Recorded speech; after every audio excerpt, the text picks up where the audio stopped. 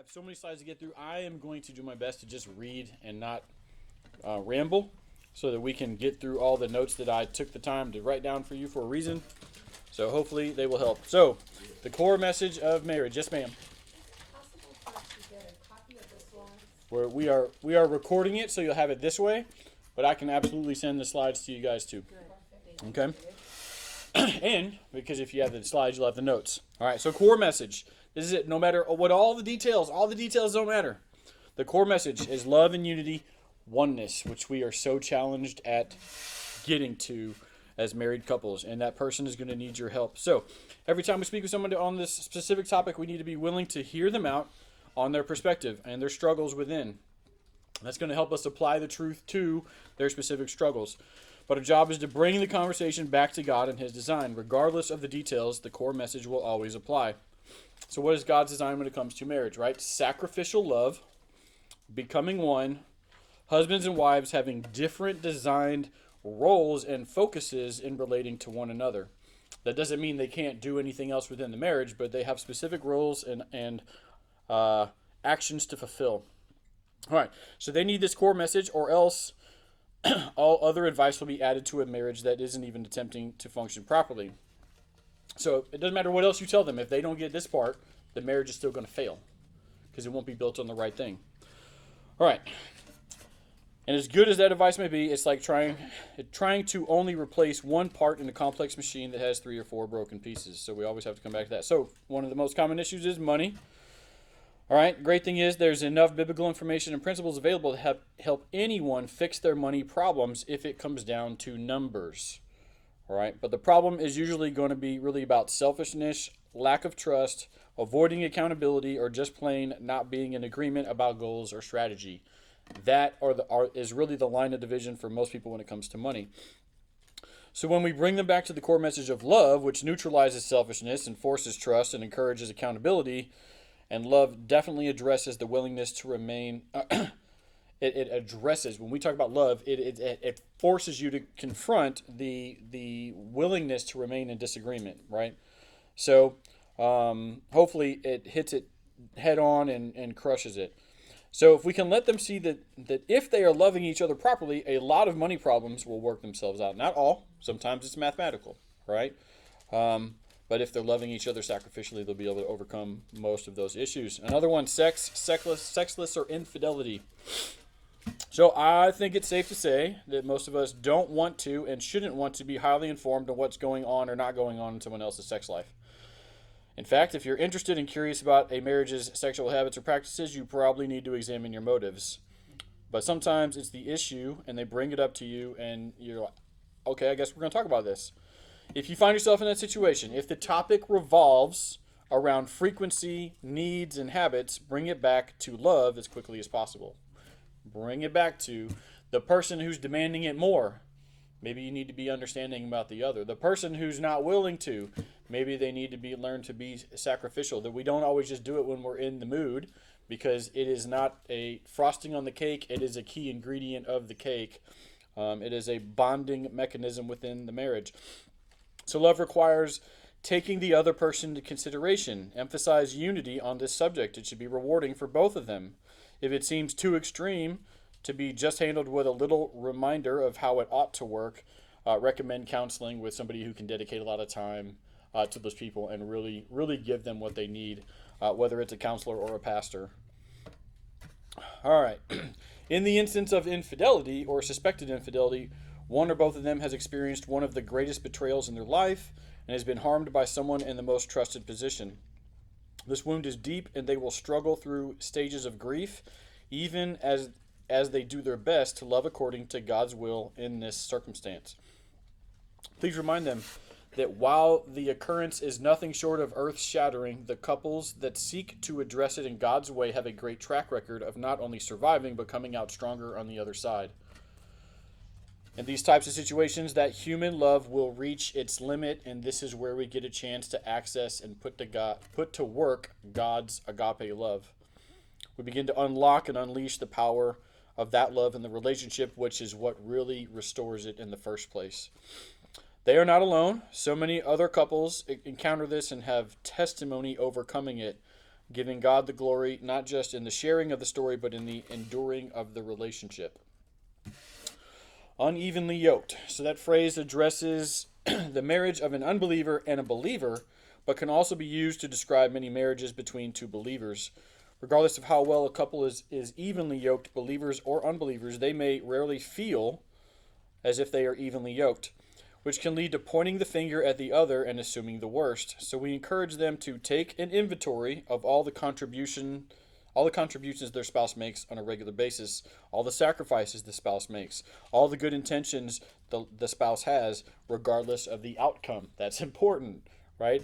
What was the heart behind that person trying to do the right thing even though they fell short, right? The husband that wanted to fix the sink to save the money for the family and ended up causing a bigger problem, and it's a headache, right? Now we don't have a working sink in the kitchen, whatever it may be. So we obviously want to see behavior improve in a way that creates an even yoke, but we point them to love. We point them to believing the best. Whether it's horses, oxen, or anything else that's yoked together, they rarely have the same perfect stride. And a lot of time, I'll just tell you flat out, one of the things I encounter the most is couples enter church like this. They're not shoulder to shoulder, right? And a lot of times it's going to be the wife is driving it. She feels there's a spiritual need in the home. Something's got to happen. But then she messed up and she brought him to Rockfish Church, where we tell men they're supposed to be the spiritual leader in the home, and we build this man up and we encourage him and we tell him to be the priest and to lead. And all of a sudden he's trying to do this and she's the one providing the resistance because wait a second, she's the spiritual one. And then there's a lot of this that goes on over time. And it's really the willingness of the one in the front to just kind of wait for the other, and the willingness of the one in the front to wait on the other. And if we can get them to help see that through the whole marriage, one was probably yoked a little harder than the other, and they had grace. One was yoked a little harder for the other, and they had grace, and they had patience, and they waited, and they trusted, and they prayed.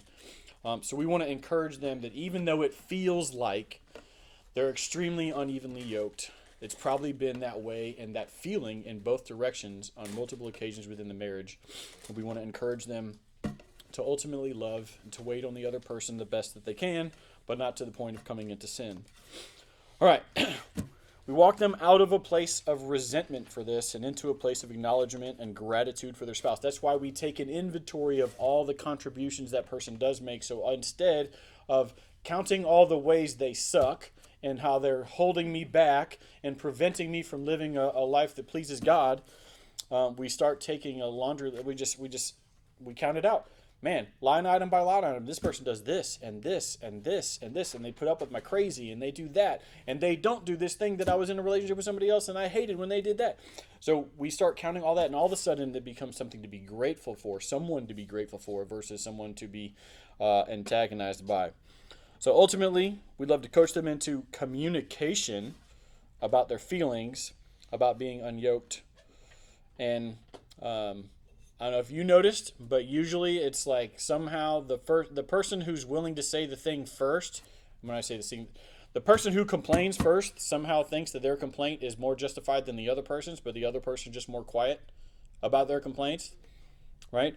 And so there's this, well, I said it first, so we need to address mine. Well, how about the 14 things I didn't even talk about this week, So helping them realize, look,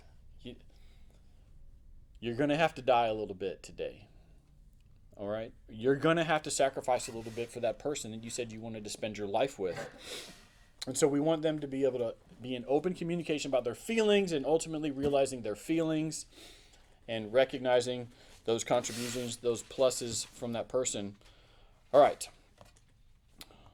Brings us to selfishness.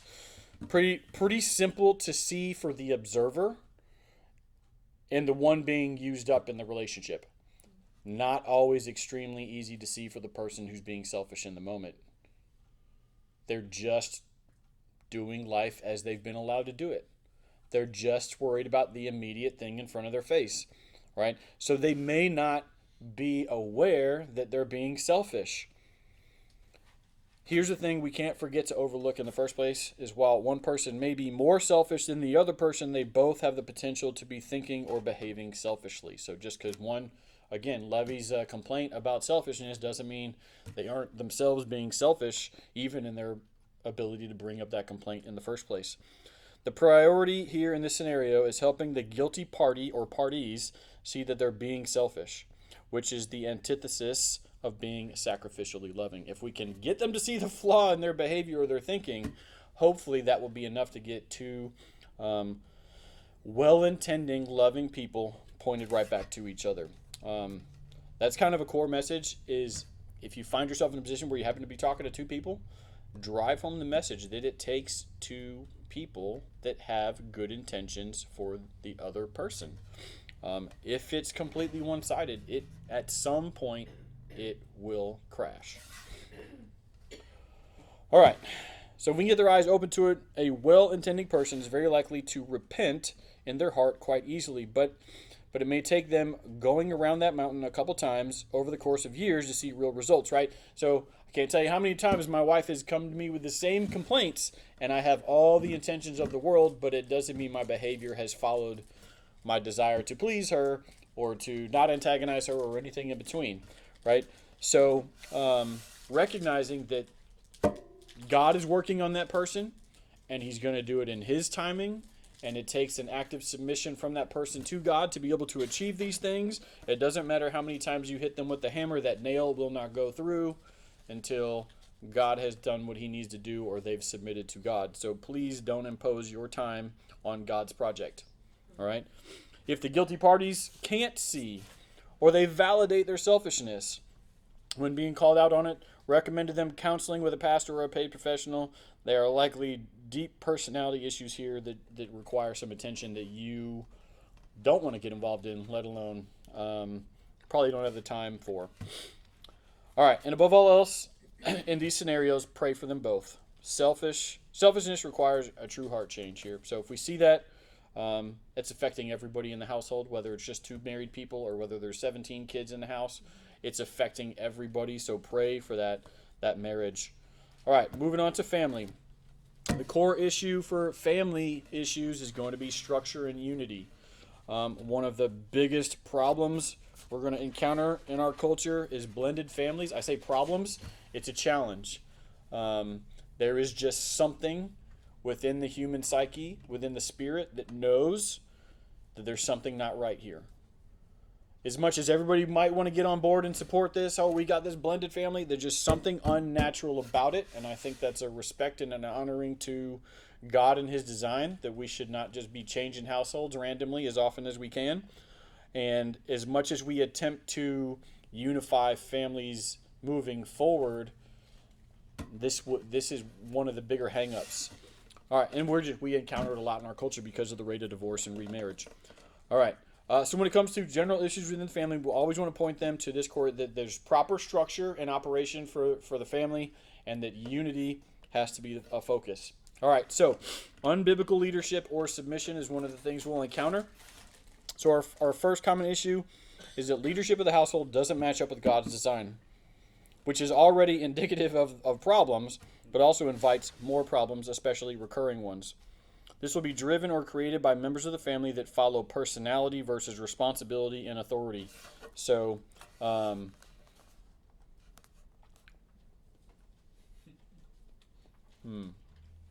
do we say this politically correctly? Don't worry. Let's see. Ladies have a reputation in this culture for domineering through emotion and volume in the house. Proverbs says an unwise woman tears down her home brick by brick, right? So it's that response, it's that behavior that breeds a husband that says, well, happy wife, happy life, right? There's poor leadership all around. Both people are not doing what they're doing. Now, don't get me wrong. There is, in the same instance, there is millions of young men out there who are married and think that somehow video games is the way they should spend their spare time, or hanging out and drinking with their buddies is how they should spend their time. They're not doing the leadership thing. So why wouldn't the woman be a little irritated in the first place? So this goes in both directions of people failing to uphold what's been given to them, and others trying to take that mantle because they see a failure to lead in the first place. All right. So It doesn't matter how we got there. It's probably two parties contributing at a certain level for unbiblical leadership or submission within the house. Our job is to identify that for them and say, look, if I'm dealing with Christians, you say you're Christian. Husband, you've got to find a way to lead. Wife, you've got to find a way to submit. It doesn't matter what you guys have done in the past.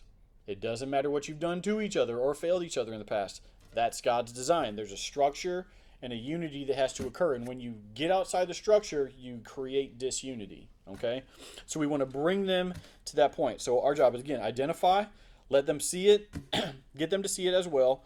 It doesn't matter who is more outspoken about this, who's got a problem, who likes it this way, who doesn't like it this way. Even when we're dealing with non-Christians, but look, the government didn't create marriage. Man didn't create marriage. This is a God designed. It doesn't matter if you agree with that or not. That's just the way it is. You can use it how you want, but if you want God's results, if you want the guy who designed its results, you have to do it his way. And you're still going to mess up and be frustrated with each other. So at least give it a shot. All right. Continuing. All right. So it comes down to getting in line with God's intent. Let's see here. Your wife is always called to submit to her husband based on the responsibility that he has. It's just as important that we give these words boundaries when we define them. When we talk about submit, we've got to be able to clearly identify what submit means for a wife. When we talk about lead, we've got to be able to clearly define what lead means for a husband.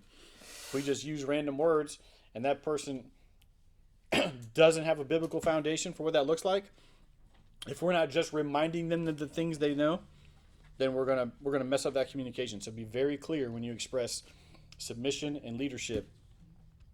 All right, so the man isn't called to boss his wife or control his wife, right? Neither gets points for being correct or having better results their way. Good night. Excuse me. All right. Okay. Forgot I had notes for blended families. Here we go. Blended families are more and more common. Unfortunately, even in the church, this dynamic in the household is not bad or evil. We just know there's something not right with it. But the enemy has that many more footholds in this situation to leverage, to create disunity and to break up the structure. I grew up in a home where, I lived with my mom and I lived with my stepdad. And stepdad was allowed to punish until he wasn't. Right? So immediately in that situation, there was a break in the structure in which created disunity for the married couple, and there was room for me as the lying, not behaving young man to get in trouble all the time and just hide behind my mom's skirt, metaphorically, right?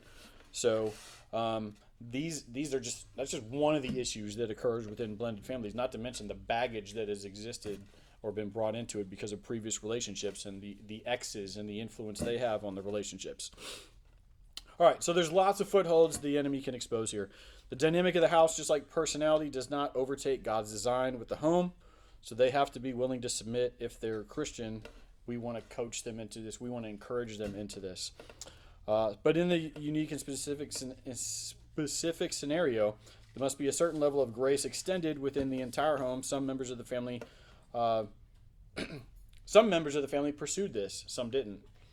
Same example. My household is literally wedding day between my mom and my stepdad, and I was 6. Yeah, 6. And so my brother and I were ring bearers, and my immediately soon to be stepsister was the flower girl. And I think the flower girl goes first. So here she is, 4 years old, walking halfway down, drops the basket of flowers and goes running and screaming to Dad, "Daddy, don't marry her!" Right? In front of the whole family. Everybody's right there in the church. Then my 3-year-old brother, "Mommy, don't marry him!" running down. And so here I am just, I'm not going to do it. Right? But there were two people in that situation who decided this decision for everybody else. Right? There was a certain level of unity that said, we're willing to do this and go through this. Not everybody was necessarily on board, right?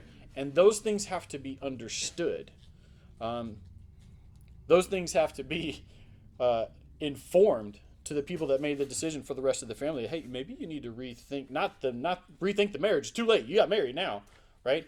But maybe you need to re-examine what was the commitment level and the excitement level for everybody in the family, and how do we bring them along to continue in a place of unity? How do we reinforce the healthy structure within the household?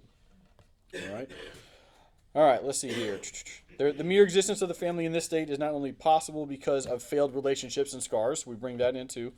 And at the end of the day, we point them back to trusting God and His perfect design. Again, they're gonna be more reluctant to trust God based on previous relationships that impacted the necessity for a second or third marriage in the first place. All right. But for the children's sake, this is the thing. This is how we get the parents on board with this. For the children's sake, the parents have got to get this part right. They've got to get the marriage and the structure and the unity right. They've got to sell it to the kids through daily behavior, not just through words. All right. They have to choose to put the marriage first, and that's hard. That's hard for those parents, like my mom, who was willing to let me be punished until she wasn't. Right? You either trust somebody with your kids or you don't. And to be able to tell that to someone like somebody who's been in a failed relationship, that's hard. Right? If the mother and father want their children to have the best outcome and best outlook, they've got to be putting each other first. Children always, but the spouse first. Right? Obviously, God first, then spouse, then children. All right. So, another situation when the world got a hold of the kids got a little older, they got into some stuff, they got the bad influences in their life, they're on the internet. Happens all the time. Nobody's immune to it, right? Usually it's, we didn't see it coming. We just, our head were in the sand, we were too busy with this, too busy with that, we weren't prepared for it. We acted like the enemy didn't want to get a hold of our kids, right? But so we didn't see it coming. We were on autopilot. We thought their salvation was secured. Their sanctification was just on a bumpy road. Parents need to be willing and courageous enough to fulfill their responsibilities. We have to encourage them to do this, all right? When they're dealing with this, I don't know where my kid is. I don't know if they're into drugs. I don't know if they're doing premarital sex, all the things. They're going to the parties. They're sneaking out. They're stealing cars, whatever. However extreme it is, they're just talking back and they're 5 years old, whatever it may be. Encouraging those parents to lead their children and to raise their children in a godly way, right? To enforce standards and safeguards, and to ultimately change practices that led up to this point. We're there to encourage them to put guardrails on the family. All right. And ultimately, if the kids are old enough to be in the conversation with us, children have a responsibility to submit to their parents' leadership, to honor their parents. It doesn't matter if they like them or not, or if they're cool or not. They have to. So if that kid says they're Christian, there's expectations for them. That's something that's probably going to come better from the parent than from us, but sometimes you just kind of weigh that conversation out, but like, you know what? You need to hear it from a third person, kid. All right. Let's see here. Continuing in the world's got a hold of the kids. Priorities need to be reestablished. So we have to restructure everything. Get it back in line with the structure God created with some order in the house. That starts at the top down. We don't tell the kids to get in line and then the parents get it right. The parents got to get it right so the kids can fall under something that's in order. Okay, so this is going to require a season of healing. We can't expect people that have been affected by these things and these children that have been just eaten up by the world to just be healed and changed immediately unless God has done that for them. So we need a season of healing and rebuilding trust, likely grieving the loss or the hurt that has occurred within that season or that led up to that season. But reminding them that the Lord restores, and we should point them on a path of restoration through His structure, ultimately rebuilding the unity in the house. All right, for earth-shattering events or confessions, please point this family to a pastor or a paid professional immediately. All right, and the last one is reactive parenting. Kind of follows the world got a hold of the kids a little bit here. But when it's evident that the parents have never had a solid plan or healthy communication about how to raise the children, I think unfortunately we probably do this too often. People come from different backgrounds and different experiences, and they never talk about how they're going to raise kids before they decide to get married and have kids. And then these poor kids are in a household where they don't know what the standard is depending on the day of the week and the time of the day, right? So we need to remind them that raising children takes more intentionality and specific communication about each child and their needs. and as running a business. It takes that much effort. And so if parents are only reacting, we turn them towards coming together and planning how to move forward. Again, incorporating the leadership that has to exist within the family for those kids to be led and therefore to be following. All right, ultimately the parents should be in unity about how to go about raising children, and on the things that they're not in unity, we might want to tell them, hey, take a pause. If you're not in unity about this, that doesn't mean you need to move on it, but you probably ought to pray and you probably ought to talk about it. Okay, all right, move into... Hey, real quick. Yes, ma'am. Does the church do like parenting classes? Parenting classes? Yes. No. We haven't. There's been sessions. There are some books in there, by the way, that you can check out anytime. There's been stuff in the past where we've kind of gone into that subject, but we don't have any classes constructed or that we give on a regular basis. Okay. I'm sure if we saw enough of the need and felt the call to do that versus saying parents figure it out, we might. We're just currently not in that season. So if it's something you want to see, please just send us an email about it. Like, make it official. Send it into info@Rockford Church and get it on the record that, hey, some people want to see this and hear this. Because we do want to equip you guys. We just want to tell you how to do everything. So, but I know it's a challenge. And usually when we get to those kind of classes, it can become more ambiguous than we started out in the first place. Because it depends on how many teachers you have and perspective, and we're not trying to step on toes. We're just trying to give a boundaries and a general outline, not necessarily specifics, right? So some people can find it more confusing than clarifying. All right, so moving on to depression. The core message for depression, when you see somebody struggling with this, is hope. Okay? So this is not the time to worry about their behavior and their language and how holy they look or behave. We are trying to give this person a message of hope that will point them, that will give them that light at the end of the tunnel. Yes, you're in a season of darkness. I acknowledge that. I believe that. I hear that. But let me tell you about how you can be saved, how you can be healed, how you can be made whole, and that God loves you and He wants you to be your child and He wants to wipe away every tear you have. You just have to let Him, right? So we want to get them to the message of hope, to regardless of how extreme or momentary their depression is. We are selling hope that day. As Dan even has a shirt that says "Hope Dealer." Okay, this is key. If you don't have the ability to express hope through the gospel to somebody, you're going to struggle in this role. Okay, and you should be able to do it convincingly. You should know that it's not just a message for them, it's a message you've heard, you've received, and it's done things for you. And you know brothers and sisters where it's done that too.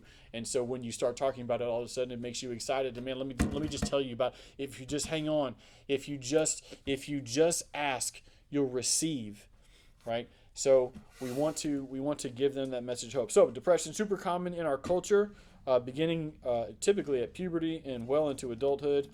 It's not an easy or immediate fix by any means, but as Christians, the best and only real or true hope we can offer is the message of the gospel. If they've received that and they've already declared themselves to be Christians, we just got to remind them of what they've already received. We just got to remind them of what they've already said they want to be a part of, and they usually don't understand all that comes with it, which is why they're struggling with that depression. So the gospel doesn't just rescue from bondage or death, it assigns value to them from an unchanging God.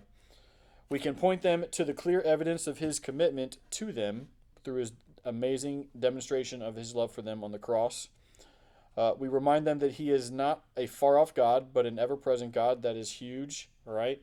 The belief that somehow God is like this old man in the sky millions of years away and He can see us with a telescope versus He is present and here and with us and walking this earth and His Spirit is available within us.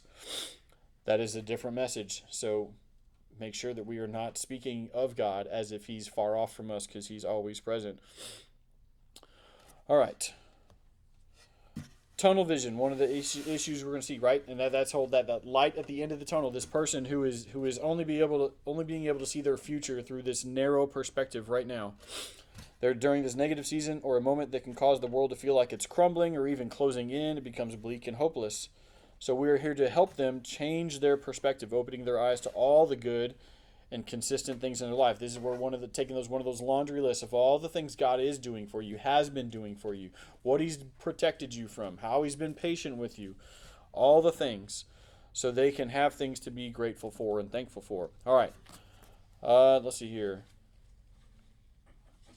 We want to help open that glimpse of hope. We want to widen the aperture. We want that soda straw to get bigger, or we want that end of the tunnel to get near, saying, letting them know this doesn't have to be a long season. Yes, you're in a moment of grief right now. You did just lose a loved one, and right now you don't know what you're going to do, whether financially, emotionally, you're going to have to move, whatever. You're not even ready to say goodbye, and yet the funeral's today, right? Those things that are going to occur that are going to bring somebody into whether a momentary or a seasonal length of depression, we want to be able to give them that hope.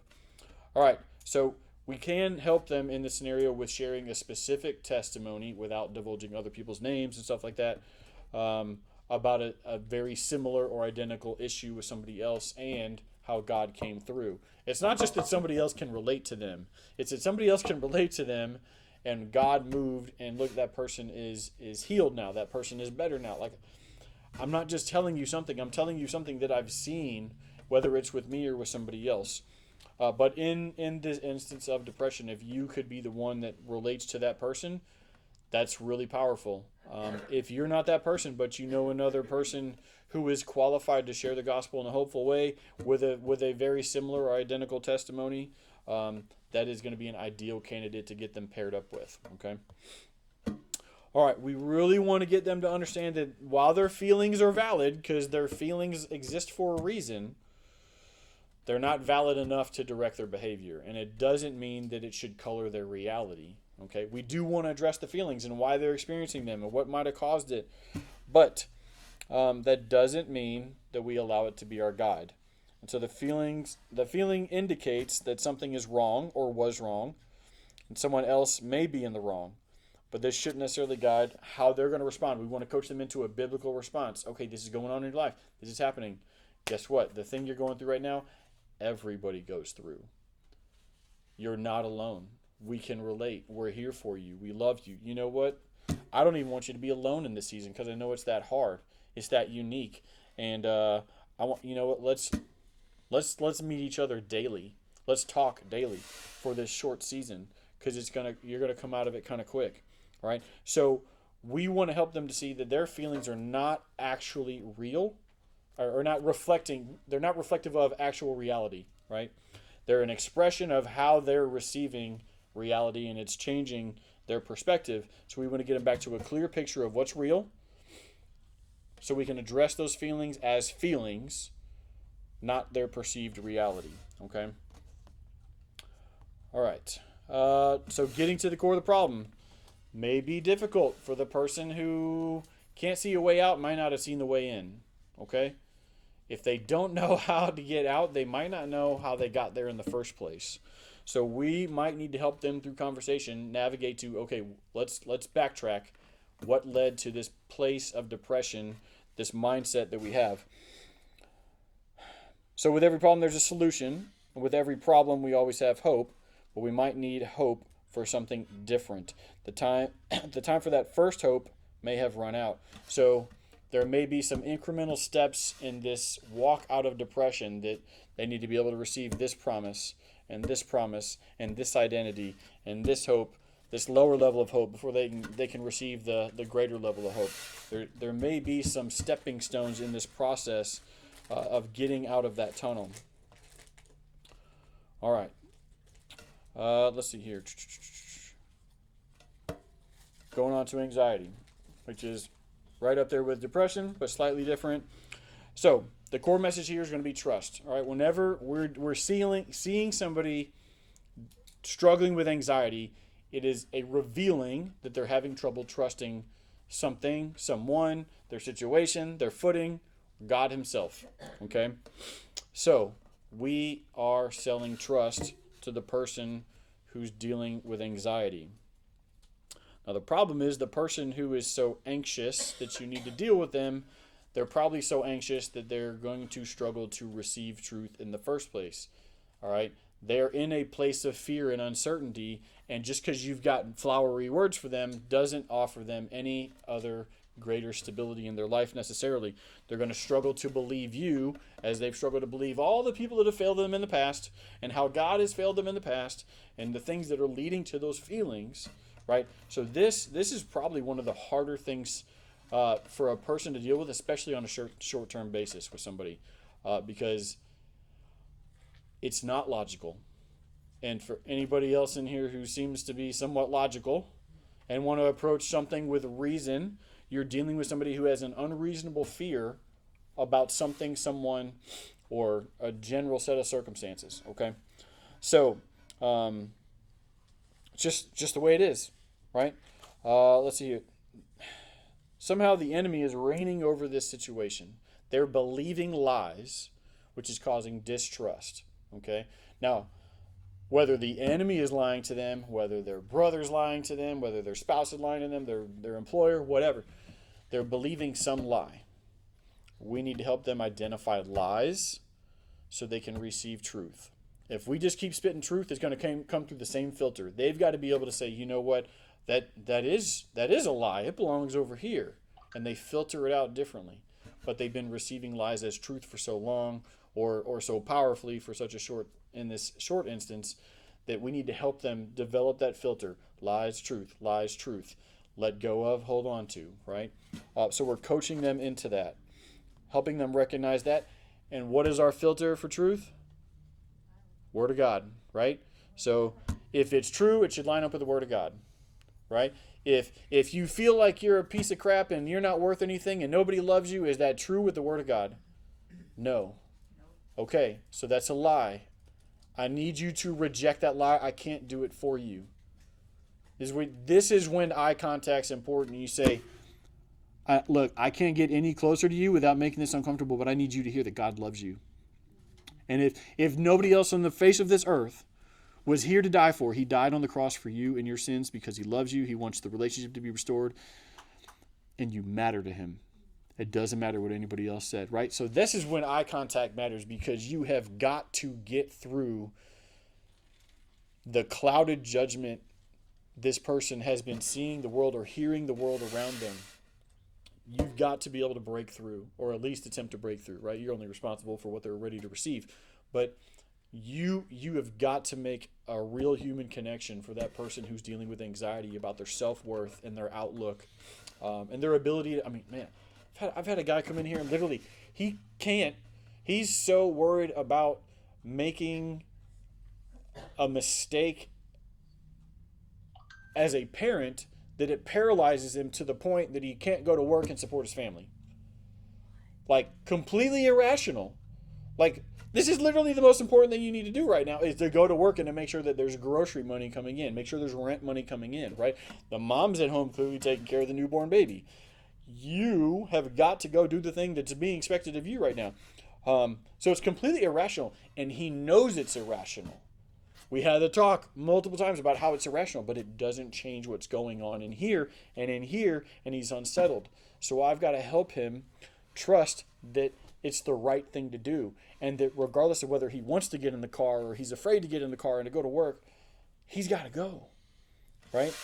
So, but helping that person trust in that scenario, look, nobody's going to go to work for you and bring a paycheck home for you, right? You've got to do it. It is. And it's so perplexing because in that unique scenario, that person recognizes the futility of their thinking, but they're still bound up to not moving in the way they're supposed to move, right? And so it's I don't know how to help that except to repeat the truth to you, right? That you have a call to do this thing, and God needs you to go do that. Like, that's your responsibility as a husband and a father. Go do this thing, right? It's a struggle. You're going to encounter people that you will not be able to reason with. And they want to cooperate. They just don't know how. They've been overrun by these things, okay? All right, so the core message for any anxiety is trust. Trusting us, trusting the Word of God, trusting those who believe the best or want the best for them. All right, so points you're going to counter. Again, it's not rational. We kind of already touched on that. All right, this is where it requires them to move in faith, not just to have faith described in word, but faith that creates action, okay? This is the kind of faith James is talking about. This is the faith we're encouraging them to move in, right? So that is what we want to get them to. All right, look, like we're dealing with a brother. I mean, dude's strong in his faith. He is passionate, evangelical. Speaking to him a few weeks ago, he's like, I don't know what to do. I don't have the feeling like God is right here with me today, and it's messing me up. Okay, so you're like, physiologically he's dealing with anxiety in his body, like in a way he's never dealt with it before. He says, I don't know how to handle this. I don't know what to do. I don't know what to do. Well, do you feel like God is with you you feel his presence with you every day? Yes, and that's my warm and fuzzy, and that's what's been carrying me for years. Not all of us have that, brother. Some of us are just moving out in faith, so now it's time to step out of our feelings and into our faith. It's time to employ what we've been handed, and we say we want, right? So this might take a little jarring for some folks. This might just take one little thing, like, oh man, I get it. You're totally right. I am missing out on the faith aspect right now. So this is that employing the trust. I mean, faith is trust, right? I mean, they're equally the same word pretty much, right? So when we say you trust God, that means you have faith in God and to the point where you move, okay? So we want to get them to recognize the reward that comes in moving in that faith. All right. Here's the other thing. The scenario is not going to change, only our response. So this isn't actually a negative point here. This is what we need them to get. Look, scenario is not going to change until you change it, right? For that gentleman who needs to go to work to support his family, check's not coming in till you go to work, right? For that brother who's struggling with anxiety about his not his fuzzy feeling, like you may not experience the change until you respond with faith. So ultimately recognizing that we are not here to ask God to make our lives different for us, but to let him make us different for our lives, right? So if we want to be victorious, we want to share in the victories he offers us. We have to move in that faith and say, you know what? I'm going to work within this scenario. This is Pastor Tony will phrase it this way. And it took me a minute to get it because he just does this little thing with words. It took me longer than it should. Just because we move doesn't mean we should expect a change, right? And that's me saying it. Him saying it is sometimes you're not leading people out of something, you're leading them through something. Okay? So I'm not trying, every time I encounter somebody, I am not trying to tell them about the fastest way out. Because I know the best way is through. Right? That's a hard truth to tell some folks. Right? That's why I'm not going to tell you, go get a divorce. Because the best thing for you is to stay married to this person and to love them the way you said you were going to love them in the first place. Sure, the easy way. We'd hit the easy button. You can hit eject from this marriage and you're out. And all of a sudden it seems easier. But now you got a whole other set of problems. Right? But this marriage isn't going to turn around until you respond in faith and you uphold your end of the bargain. You said vows before God. Until you attempt to love this person, why would you expect to change? Meanwhile, you're waiting on this person to change so you can love them, right? It doesn't work the same way. So we want to encourage them that, hey, look, you know what? You might not see change even when you move or until after you move. So keep that in mind. All right, moving on to addiction. All right, the core message here is freedom. I think most of us, the sins we have and that we suffer from are addictive, and we don't give that credit. It has that kind of power over us, and we just treat it as something we're compromised on. But we're addicted to the TV shows we watch. We're addicted to the websites we go to. We're addicted to the food. I mean, look, if you would have told me 10 years ago that somehow sugar is addictive, I probably would have lied to you until I tried to give up sugar. Like, are you going to tell me sugar's a drug? It's legal. Come on, we could do this. Yeah, till you try going keto. And then it wakes you up real quick, right? So, but the whole point is helping somebody realize that they've got an addiction problem when they don't even realize it, right? Because that's the first step is acknowledging that there's a problem. You might be able to see it really easily. They might not have even ever considered it, right? Pretty sure Pastor Dan DeBruler never thought he was addicted to coffee until we made a joke about it one day, and now he jokes about it all the time, right? Now, I'm not better than him. I just don't like coffee. There's a difference. If I had coffee, I'd probably get addicted to it. So, but we're selling them freedom. Total freedom. Not partial freedom, not 80% freedom, not 99% freedom. Freedom from all sin. Freedom from being directed by this foolish body that just wants to die. Right? Because if left to our own devices with no self-control, we'd have obesity even faster, cancer even faster. We'd end up racing our car off a cliff even faster. Like, we would just do dumb stuff. We have some level of self-control, but most of us aren't exercising all of it, and we don't even recognize those. So we want them to see where they've imprisoned themselves, where they believe the lies of this world. They've sold themselves short on some things, so that they can decide for themselves. Again, back to autonomy. They can decide for themselves. So good luck trying to rescue anybody from addiction who, one, doesn't recognize the addiction, and two, doesn't want to get rid of it, right? Good luck. I think anybody who's ever tried that before can tell you you're not getting anywhere with that person who's not ready to move on their own. But we sell them the message of freedom that exists within Christ. All right. So let's see here. So the common issue you're going to encounter is that person who is deceiving or minimizing about this. So let's see here. The addicts may or may not even know they are addicted to or a prisoner of certain substance. This is self-deception or denial, but a byproduct of being in denial is a minimizing of the problem, right? Oh, that's not, I could give that up if I wanted to. I could stop anytime. I'm in control, right? You know that person, right? Or maybe you know that person in the mirror, right? Which is easily debated by a simple reminder that any amount of sin is enough to separate you from God. So how much sin are you willing to continue to permit in your life, creating separation between you and God? So if you could stop, shouldn't you stop? No, well, it's not an addiction. Okay. If it's unhealthy for that person in excess, isn't it unhealthy for you at all? Okay. Right? So you can try and debate that. Good luck with somebody who's imprisoned by their deception or their minimizing of it themselves. But you can at least make an attempt to open their eyes a little bit. All right, so this perspective is expected to be common among non-believers, but also with someone who is abusing or cheapening grace, right? Those of us who are using greasy grace to accommodate all of our compromises in the world, and I got freedom to do this and freedom to do this. If it's freedom to do sin, there's no freedom whatsoever because you're imprisoned by the sin. All right, there's also the very typical scenario of the addicted person being able to or being committed to deceiving others about their condition or dependence. And a lot of us are untrained. We don't even see those markers until it's too late for a lot of people in our lives. All right, so like we already said, you cannot help those people that are not ready. Don't take on a mantle that's not for you. You tell them the truth. You tell them you'll be here next time. But no, you can't have my money. No, you can't sell my generator. No, you can't do this. I'm not going to enable your addiction any longer. But I'll be here when you're ready to get rid of it. And I'll be the first person you should call. Okay? All right. It's going to kill the relationship.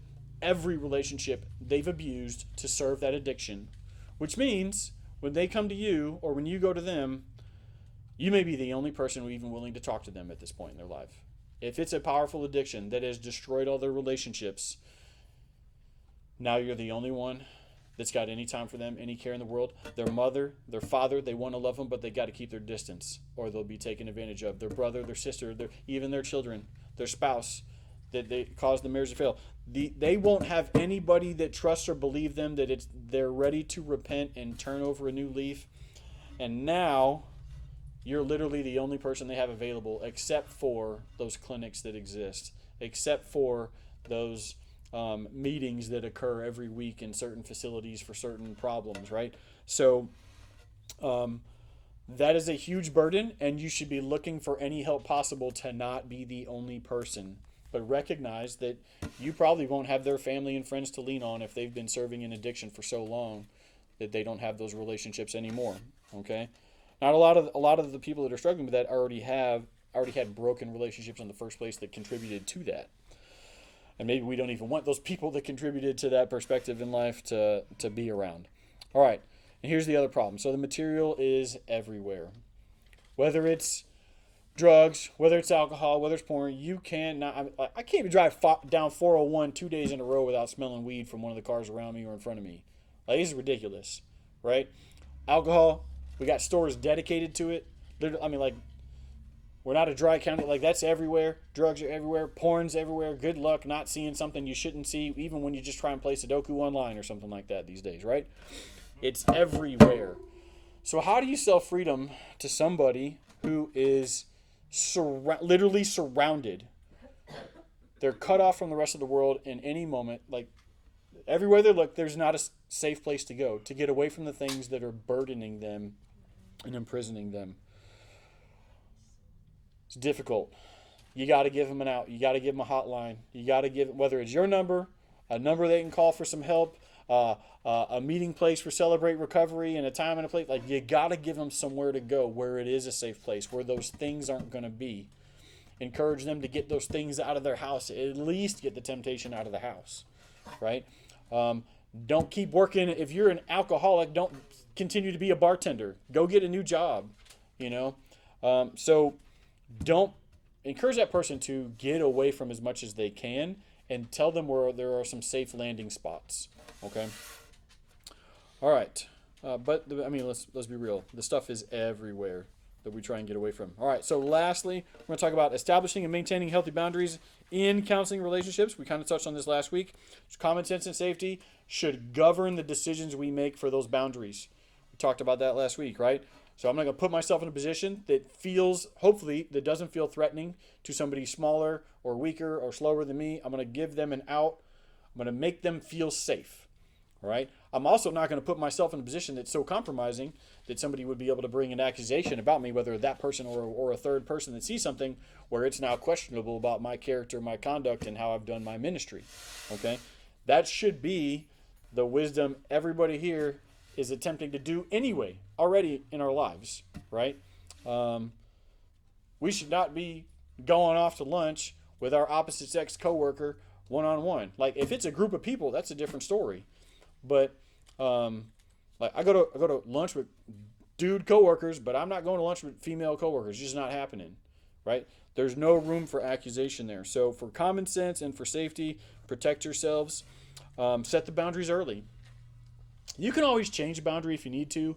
You can always bend a rule if you need to. But again, remember that if you set the boundary, there was a reason for it. Hold to it the best that you can in all circumstances. But set them early, which is healthy for any relationship, whether it be with with people at church in general or specifically in the chaplain realm. Set those things very early. All right. Live above reproach. We talked about this. Everybody was here, so they heard the explanation of above reproach last week, so we can race past that one. A great thing to have is a third party or accountability partner. We have teams of chaplains. If you're ever concerned about going somewhere that might put you in an awkward or uncomfortable, compromising position, see if you can get another chaplain to go with you. All right, or to just make sure that whatever you're doing in public. You're not in a private setting that would put you under accusation. All right. You don't, as you're talking to somebody about their relationship issues or something like that, you don't need to take up their cross, okay? You don't need to take up their offense. In fact, we're instructed not to take up their offense, okay? We want to help them get rid of that offense as soon as possible. We want them to be free, okay? So do not become this person's defender of all things. You're hearing their side of the story and their circumstances from their perspective. It's very easy to be won over and believe everything they're saying. And then when the second person comes along and cross-examines everything they said, you know what? Actually, the stuff you heard was 74% true, you know? Yes, ma'am. Yes, and beware of manipulation because people do. That's why that's important. Don't carry that cross or offense. Absolutely. We are here to serve. We're trying to help people get through something. We're specifically talking about counseling here in the first place. You should be able to walk out of a counseling appointment, pray for somebody immediately afterwards, and be unburdened by that situation, except to recall them in prayer again. Okay?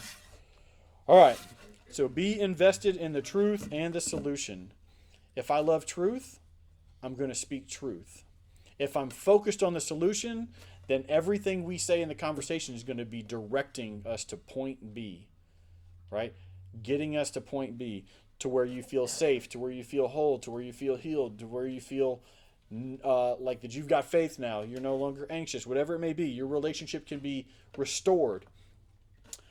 I'm always going to be driving towards a solution. If we are off track and we don't want that solution anymore, okay, then maybe the conversation doesn't need to continue, right? Maybe we need to have a different conversation about how you're not interested in experiencing the results that are good for you. I don't know. But I and you, as we serve people, we need to be invested in the truth and the solution, all right? We talk about truth all day long, but if we're not helping direct them to a location, to a point, to a finishing place, that we are not helping them. We're just going to end up going around the same mountain a couple times. All right, so on maintaining these boundaries, keep your guard up, right? I told you you can change a boundary if you need to, but there's a reason you set it. So keep that up. Protect yourself and protect the one you're trying to serve, and protect the church from accusation. Not Rockfish Church, the church. It doesn't matter if Pastor Tony, Pastor Clay, Pastor Dan, or myself ever come under accusation or not. Every time somebody else's ministry is tainted by a failing, it affects the whole church, right? So don't just defend Rockfish Church. Defend the name of Christ by behaving responsibly and maintaining these boundaries to keep us all above accusation. All right. Keep your distance. So for some of us in certain situations, keeping a physical distance is going to be necessary. For some of us, it's going to be less of a consideration than others, given certain scenarios with certain people at specific times. But for any of us, emotional distance is required too. That's where we don't need to take up the cross. We don't need to take up their offense, right? That in maintaining these boundaries, look, I should be able to divorce myself from the situation at the end of that conversation and be good with it. I should have said all I need to say. I should have let them say all they needed to be able to say. It should be complete until the next time we meet, the next time we talk. All right. So it's very easy for attachment to occur in both directions. All right. What's the word for that, Clay? When you get an emotional attachment to the person that's counseling you or whatever, what do you call that? Counter non-professional relationship. Well, yeah, sure, but there's like it's like attachment or something, but I can't. Counterference or something. Oh. Transference. Is it transference? Is that it? There's words. What was that? Yeah, I'm sorry. I can't remember. I shouldn't have brought it up. I didn't know the word. But there's a word for that that emotional connection that becomes inappropriate, that affection that occurs because you're spending some time with someone or for someone on an issue. And we need to be careful to protect ourselves and protect others, okay? That's why the intimacy level of the conversation has to be appropriate at all times. So easy for us to move in the wrong direction there. All right. Keep records for accountability. We talked about this last week, right? Take notes so you can always remember, you can have your memory jogged about the things that were spoken and not spoken, or what was talked about as a plan moving forward. Be honest with yourself when you're maintaining those boundaries. I think most people fall because they lie to themselves. They say, I got this under control. We were flirting with disaster over here, but I've got it under control. We'll be good. And then we ended up flirting with disaster a second time, but you know what? Everything, like somebody came in, interrupted the conversation. We're good. Nothing happened. Sooner or later, if you flirt with disaster, disaster will reveal itself. Okay? So be honest with yourself about putting yourself in situations you shouldn't be in, saying things you shouldn't say, allowing the conversation to go in a direction it shouldn't go. Protect yourself. And you can only do that about being honest. And the simple question is, would I tolerate this from my spouse? Or anybody else that I'm in a significant relationship with? Would their spouse tolerate this if they heard this or saw this right now? Okay? Really simple question to answer. And then heed counsel from others when we're maintaining boundaries. You might think you have it under control. If Pastor Clay is like, hey man, I saw you having that conversation and it just didn't look right to me, you probably ought to take note when somebody in a position of shared authority of pastoral care and experience in that realm says you might want to exercise more caution than you're doing right now or avoid that altogether. You really want to take that into account. It probably is going to take somebody 1 or 2 instances of seeing something inappropriate in the first place to even say something. Most people are a little timid to say something in the first place and to maybe coach you out of that. So if that's happening, they've probably got good grounds for saying it. Doesn't matter how good you think you've got it together. You're probably in a dangerous place. But I'll just remind you, Proverbs 11:14b tells us that in abundance of counselors there is victory or safety or deliverance, depending on your version, right? So there is safety in the counsel of many, right? Last one, Jesus is the hero, not you. If you can remember that everything you're there and doing is because Jesus has allowed you in the first place, you don't get your hero or your savior complex, you will be in a much better position to counsel and coach than if you start deluding yourself into thinking it's about, look at me, look what I'm doing, I'm so helpful, I've got all this wisdom. Man, he could strike you stupid in a heartbeat if he wants to, okay? So, and I really just, we can all fall victim to that, celebrating our own goodness and our own obedience to the Lord. So be careful with that. Any questions? Because we should definitely break now before we hand it over to Pastor Clay. Yes, ma'am. What do you do in a situation where you realize you're struggling with your own boundaries, or the person you're dealing with has an incapacity in that moment to respect the boundaries, and you're not feeling safe? How do you hand a person off? Is that what you do? I would absolutely do that. In that instance, let's just say you were within our chaplain program here. I realize you're not a member of Rockfish Church, right? I'm a member of the teacher. Amen. Right. So in that instance, I would look to your immediate leadership for spiritual leadership. I need your help with this. I want to help this person. I love this person. I don't think I can do this, and it would continue to go right. Can you please help this person? You need to be able to walk away. We all need to be able to walk away from a circumstance that's not good for us or that person, right? It's very easy for us to be able to do that here within the context of the program we're setting up. There's no reason one chaplain shouldn't be able to hand off to another or to a pastor. And I would encourage you in your setting, please be comfortable. Like, hey, pastor, I'm doing this thing. I want to help people and give them counsel. But this person, it's just not going to work. Can you help them with their problem, with their issue, with their circumstance? I would absolutely encourage you at all costs to be willing to do that. Yeah. One other question that may not be appropriate for now or have time to answer, but I know and have seen enough about the reality of demonic, but I really don't know much of anything. Okay. In terms of handling.